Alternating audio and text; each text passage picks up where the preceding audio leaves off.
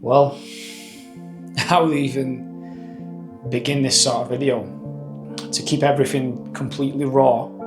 Oh, it's so funny because I've literally just shared some tears, realizing how lucky we are to be alive in this moment. How short life actually is, and how important it is to genuinely be the most authentic, honest version of yourself you can possibly be. Because if you're not, then what are we doing? This video is basically an interview between my mother and me, and just to show our relationship together, what we've been through, and especially the challenging times that we endured over all those years, where it was just complete pain and suffering, especially on my end. And my mum is my saving grace. She is genuinely my guardian angels above and beyond. And there is so much gratitude that I can express to her for taking the role of a mother and a father when I was really young. This is a very special moment. It's also a very special video. And the purpose of it is to genuinely share the story of what happened, of what we went through, how we overcame it, and share it with pure honesty and truthfulness, because that's all there is. I was used to toxic habits, being around the wrong people, and my mother was there always from the beginning. My brothers also, but my mother saw and felt every single thing that I went through over all those years, and especially from where we grew up in Salford, in Manchester, in the UK. And I just want to share this video as truth and as proof that regardless how rough and how tough life is and where you grew up, regardless of who is around you, you can make it. You can develop, you can change, you can let go and surrender. Be you, be who you were meant to be, who you were chosen to be on this planet, on this place, on this earth. Wake up with intention, go to bed with intention, and just glide and flow with life. Fall in love with life, fall in love with that vision of who you really are, what you're meant for, what your purpose on this life is, and go after it as if it's the last day on earth, because it is. So, thank you for joining my interview. How are we? Good. I feel like it's been a bit of an adventure recently, so yeah, it's nice to have mother here. It's been a while. And well, it's been 1 year, not even, well, just shy of 1 year, and obviously it's been 2 weeks just like that. So yeah, obviously business is business, but I try to do my best to spend as much time as possible. How does it feel to be together again after so long? Oh my God. Like, I speak with him every day. I spoke as well. But it's like see him and touch him. It's completely different. And when was the last time you saw each other before this trip? It was literally a year ago. It was June. Year ago. I left June. June 28th. It Okay. was. Nearly a year. Yeah. Literally 11 months exactly it was. No. Got you. Okay, so my first question to you, Mother, what was Carol like as a child? Were you surprised by his confidence and vision? What he like with his child? He was very friendly, first of all. All the kids would like outside or even friends from school, they love him. He was very friendly, very kindly, like share with if for example I give him £1 or something, he's going to the shop, whatever is kids 10, he buy 10 lolly, 10 ice cream. He loves to share it with everybody. And one more for you. Yeah. I remember you telling me a story that he said when he was younger, or a phrase that he said when he was younger, and that he would never work for anyone. Yeah. As a mother, how did it feel hearing him say he'd never work for anyone. Yeah, at first was like, I think, what he's talking about? How gonna live working for nobody? Just, but after when the experience what he have and he got the money really from when he's working on the computer from internet, I see every day, every week and months, it's really true what he talking about when he was a little child. Like he don't want to work for nobody. It's really, really true now. Took only 8 years to believe, but in the process, it was no one believed it. That's the thing, and there's a reason why God puts the vision in our minds, our own minds specifically, to experience it as an individual. And that is one thing that I understand now, that it doesn't matter what anyone says, especially when you're younger. Obviously, you have to respect your parents and, do as they say, but every single person has their own vision and has their own idea of how they want life to be. Obviously, there's a lot of people that never make it and experience it because they don't persevere. They either give up, or it's unfortunate that they get to a certain age and they die. And I think that just for anyone who's hearing or listening to this, I've always saw myself being an example for others, even in the darkest times and the toughest times when nothing made sense and it didn't feel like I was getting anywhere closer to that vision. So yeah, it's yeah, and that it was the hardest thing was literally knowing that my entire family didn't understand it and didn't believe in it, because all they saw was Sure. get money, lose it, get money, lose it, get money, lose it. So yes, it's very humbling. Yeah, and then it's funny because my other two son and on the beginning the laughing what he's talking about or he's the dream man or something, the dreams never gone true, and now the really is opposite. They Proving it see wrong. him what he's doing Mhm. and then try doing the same. That's funny. So that's the thing with most people, isn't it? You believe it once you see it, Yeah, but you have to believe it to see it, and without belief, you're not going to see it. So it's quite a big paradox, because realistically, how can you believe in something that you've not yet seen? And that's the power of the universe. Power of belief. Power of belief and faith, trusting that which is not yet here, and knowing that eventually will arrive, is the hardest thing, isn't it? Going back to what you said about vision just then, what was it like growing up in a Polish family in the UK? And what shaped your mindset as a kid? Well, first of all, it wasn't easy because obviously I could only speak Polish at home, so it was kind of limited, because I always spent a lot of time outside. Literally didn't have any Polish friends, but like I knew one or two kids out on their estate, but most people were literally English. So obviously I picked up the language very quickly. But the neighborhood that we grew up, there was just a lot of trouble causes. There was a lot of crime. There was a lot of nonsense going on. naughty boys. Naughty boys, yeah, on the same street, the next street, and obviously being in and around that, you kind of befriend them. So yeah, I got into a lot of trouble with them, with them doing things, crazy, random stuff, but then also directly with them, as in arguments and fights and that sort of stuff. So the challenging thing was knowing that we're in a different country and else is English, and you're basically outnumbered. So, there's a lot of experiences where I feared a lot of things, because, well, you're in a foreign country, you have no idea what's going to happen, or if you're out at this time, or so that was a obstacle for sure. And the older I got, it almost seemed like, rather than it getting better, it kind of got worse. And then the second part of the question, just to repeat the second part. What shaped your mindset As a kid?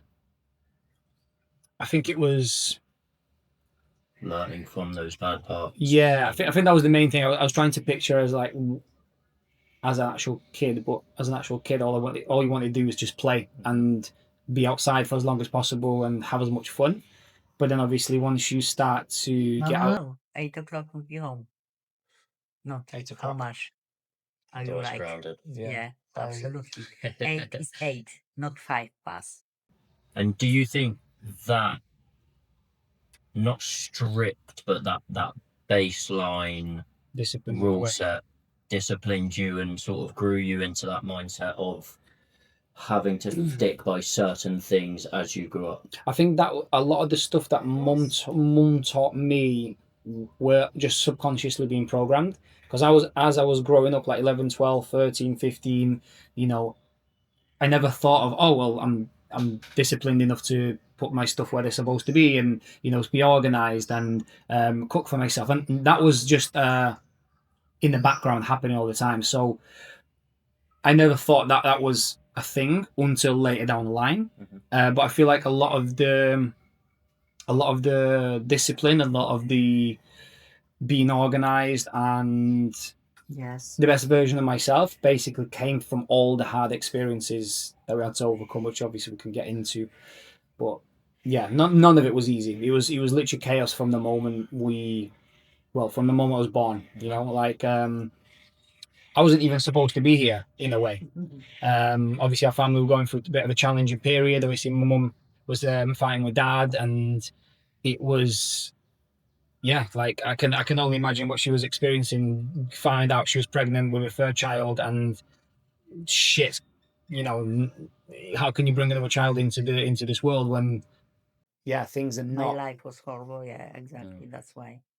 Was not really discipline. I would like to be mom, not mom, like a friend. I'm always, explaining how's going to be life if you not clean self everything, if you're not cooking, if you not put in bed nicely. Um, always was my dream. I be friend for my kids and mom. So one last question for you before I go back to mum, regarding the not or telling your mum that you were never going to work for anyone. Do you remember where that idea came from, or what sparked it? I think it was. I think it was realizing. I think it was my first few jobs. That's what it was. I obviously I watched a lot of movies when I was younger. Like in the And job, the last job, what did they make you like? You must have to do it. What? Yeah, well, I mean, like the first few jobs that I ever got, like working at night, working at factories, dealing with like 12-hour shifts and earning really shit money, and then also knowing that there's other kids and people out there on the internet who are making money from gaming and traveling the world. I think that's it. That's exactly what it was. I was doing YouTube when I was a bit younger, but I never kind of made it in a way because I didn't find my genre or niche. So I would always watch YouTube videos and see how people on YouTube are just traveling the world and they're basically living in freedom. And I was like, what can I do to be able to do that, to be able to move around and not be stuck in one country? Because I, when I was realizing this, I was in England and a lot of shit already, a lot of trauma, a lot of negative experiences happened. So I was like, it was almost like an escape. I wanted to travel and get around because something about the world really interested me. So that was almost like I basically turned pain into drive. So through the internet. So thank God for the internet, because there was no YouTube, there was no Instagram back in the day. Then you wouldn't have got kind of an idea of what it is that you're actually seeking. So that's what it sparked, and obviously went on a massive journey of trial and error in a lot of things. Shopify, Amazon, eBay, auctions, all sorts of things, until obviously trading came around. So that was all just life experience, experiencing shitty jobs, shitty managers, shitty pay, and just from that moment understanding that there is There's something like, why am I spending 12 hours or 10 hours working for someone else, earning £6-7 an hour, and there's people out there who are either younger than me or just a little bit older, and they make $1,000 in a day, for example, whether it's from trading or whatever business they have. So the internet was basically what it was that opened my mind. So yeah. Back to you, Mum. Did you ever worry that Carol was dreaming too big, or did you ever believe he could just do it? That was very hard at the beginning because I have a few credit cards, all my saved money. Mm-hmm. I give him all the time. Mom, I told you not today, not tomorrow. I give you back everything, million time more.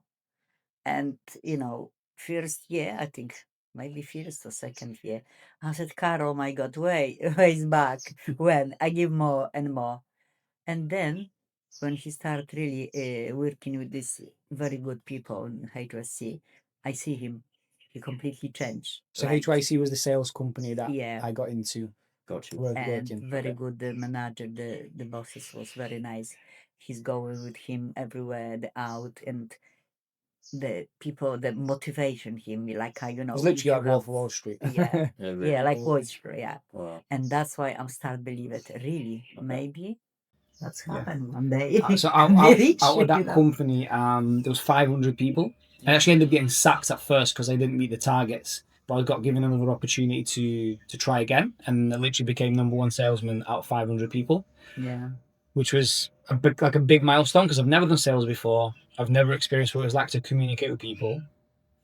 So to go from nothing to now understanding how to talk to people, how to influence them, how to get people to say yes, especially to something that's going to benefit them more than just me, because I was getting little bonuses for each person. As a lot of people who get money back, they're getting thousands and thousands of. Do you get money? But I even think mum even got money back.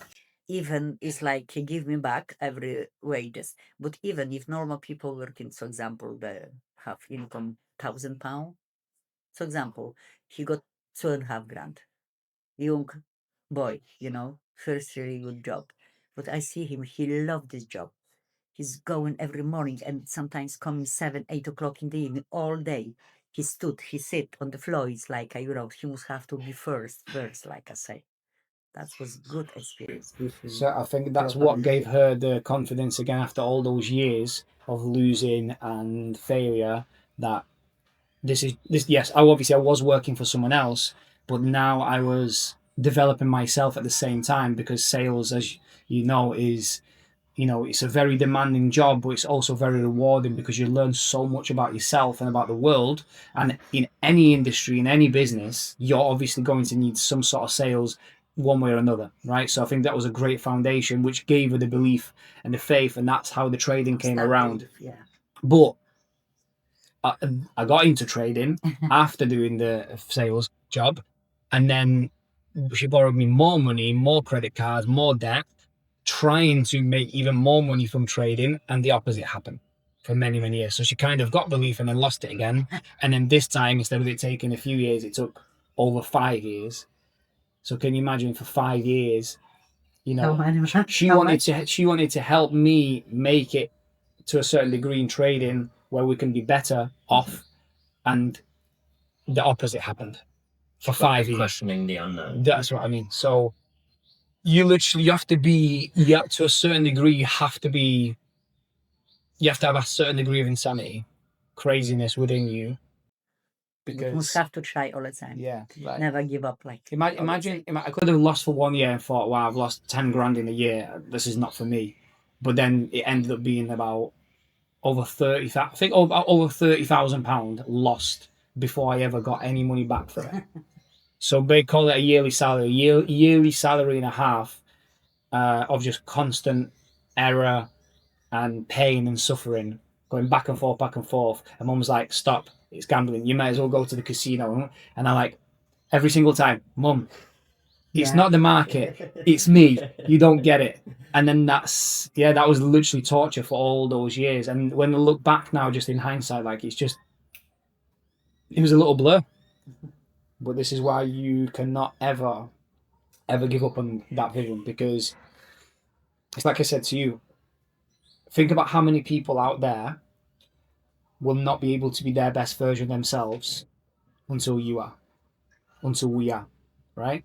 So that gives us a sense of duty to not just perform, but be the best version of ourselves that it can possibly be. Because if I quit, not only even though our mindful markets is still only a small community, those people would probably not be mindset wise where they are now. And we've had a lot of great feedback. A lot of people's lives are actually changing and evolving, and they're realizing so many things about money, about not working for another person, and that trading is real and that they can do it as well. So that is one thing that I'm really grateful for, that I never ever gave up, because now I can be an example for others and be like, hey, look where I was. This is where I am now. This is where we can take it, you know?